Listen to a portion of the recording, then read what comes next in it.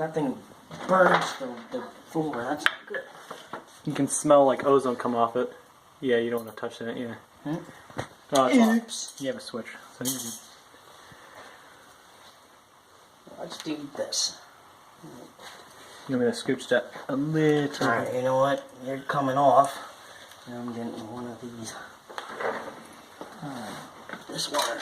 You know what I was doing? I was generating a high voltage off of taking an AC washing machine motor and spinning a DC one, and it was isolated because if anything happens to the motor, like the motor's spinning the thing generating the power, so if anything happens to that, you can't backfire it back into it. You can't blow a circuit with it. Yeah. The worst you could do is blow a belt, but yeah, I'd rather blow a belt than a circuit breaker. Oh yeah, the circuit breakers are actually not that cheap. Well, I mean, like, because then I have to go all the way downstairs, I have to flick it back, and yeah. Yeah, it's a bunch of junk. The one house I lived in actually had little tubes for for the fuses.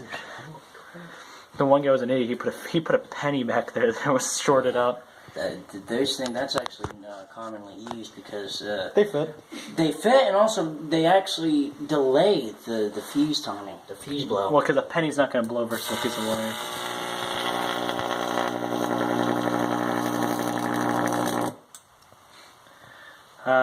Gotta love it. You know, who cares about smoke and Yeah, I was gonna say, I was toxins? looking around, like, do you have a smoke detector? Yeah, it's over there and it's unplugged. Oh yeah, I would have done the same thing. I was doing the same crap in my room, and I was like, I threw it. You know, I did it. It started beeping at like 4 o'clock in the morning because it was being stupid. So I shut the thing off and I threw it in the living room. I put it back before my parents got home. We have all the smoke detectors disconnected. Yeah. You know why? Because there's some smoke happening anywhere. Up in my room, down in the basement, up in the kitchen. Yeah. Kitchens, cooking food. Do you mind if I put this in my YouTube channel? You know what? I don't care. If you make one, I can show you out. You know what? I need to test the spark. You know, since I have a capacitor, I need to check. What is this? Big? Okay, big it is. This will take to actually get a spark. So we got a capacitor. What will a capacitor do? This actually, when the energy goes from here to here, it actually stores up, and then with this gap, if it's enough voltage, will it jump? Or I don't know. We'll figure it out, I guess.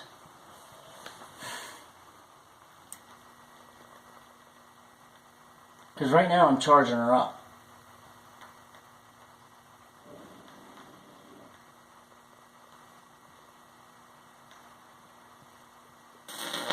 Yeah, I think, yeah, it does jump.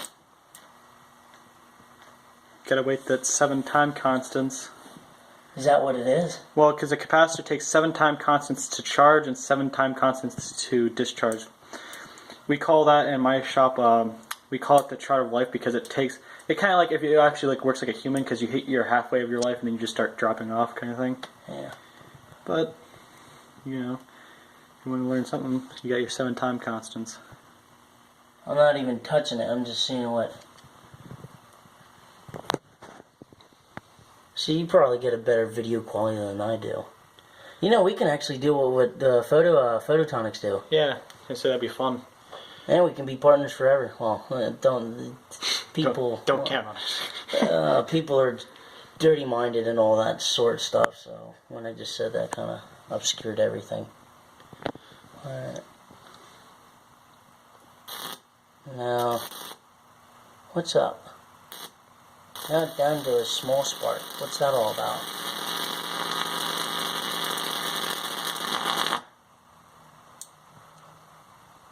There's actually some capacitors which are better, so let me...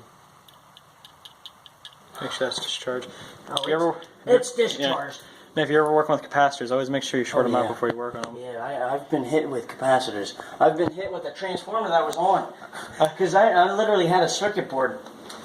And it was plugged in. I put my hand right underneath that transformer. Oh my You know what gosh. hurts like? You know what surprisingly hurts like a mother? I was taking part of a disposable camera. The capacitor that charges up the flash, those hurt like a mother. Yes, they do, because they store up so much voltage. Because I wasn't paying attention, I accidentally hit the. I sat the thing down, and you know what someone did? I had the 2 wires coming out because I used the capacitor, and someone flicked the thing to charge it up, and I was like working on it, and I accidentally just touched it with my finger, and it just jolts right up your arm. And Oh, yeah. I had to say for like a good day, my arm was like sore. I was like, my arm was not having it. Yeah, that'll do it. This one, I want to say it's a little better capacitance. I don't know. This is an old capacitor. Are they electrolytic? I want to. What does this 21 VAC mean? Like, 20 VAC. It can handle 20 volts AC. like, what is the time capacitance? Like, Basically, like, you have to kind of research that. Basically, this time constant takes 7 time constants to charge it up, which means it takes. So, like, usually it takes a couple seconds to charge them. like this 0.98 UFs.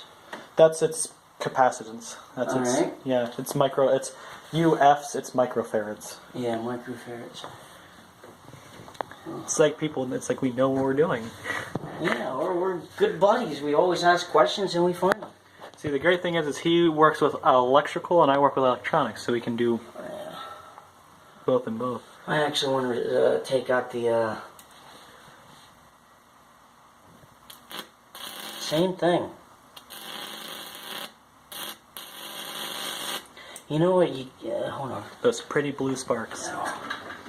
I know what you can actually do with this. I take this as one. Alright, this alligator clips. Is that your spark gap? It looks like.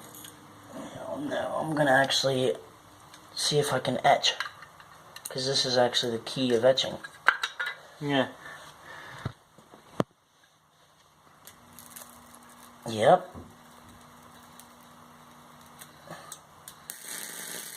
Even better.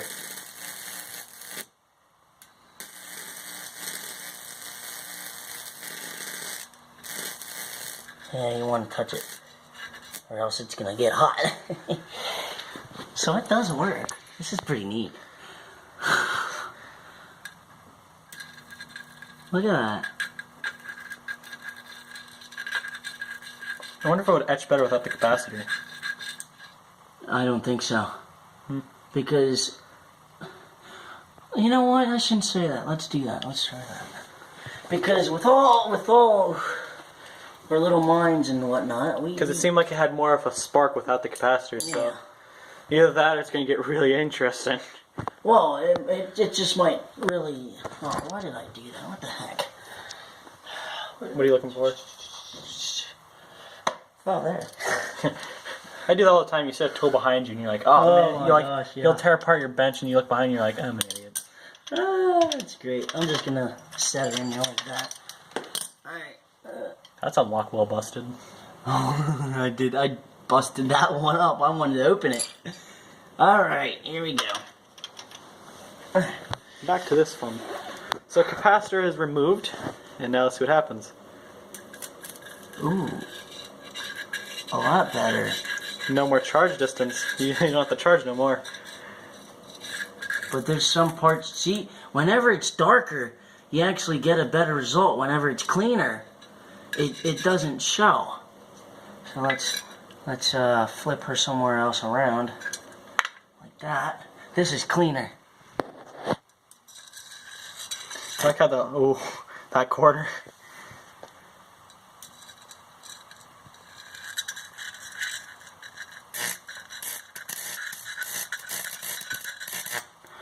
Hold on. Salt and water. Salt water. What are you trying to do? Like make a resistance? What's the resistance of salt water? I'm gonna get a jar. Well, if you do salt water, the resistance changes depending on the distance. You have to know the gap between them, because the closer is less resistance, the farther is more resistance.